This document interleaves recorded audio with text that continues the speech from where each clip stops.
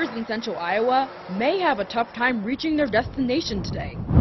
I'm up around Chicago a lot, so there's a lot of, it's windy up there a lot, but around here, it's windier than usual. I came out of Indiana, and it was calm this morning, and it's just gotten progressively worse as we go west.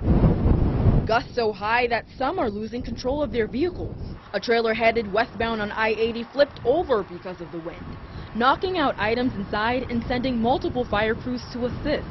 This is just one of other similar reported incidents across the state. I didn't experience any problems until I passed Davenport heading westbound on I-80, but I noticed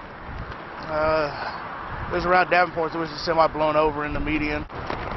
A rest stop near Altoona was full of truck drivers taking a rest from the wind. We're going to get a hotel room pretty quick. But all jokes aside, safety is the most important factor. But we noticed that our mileage went down from about over 19 to down, now it's down to about 17. So, you know, the wind's making a difference on how far you can get in one day.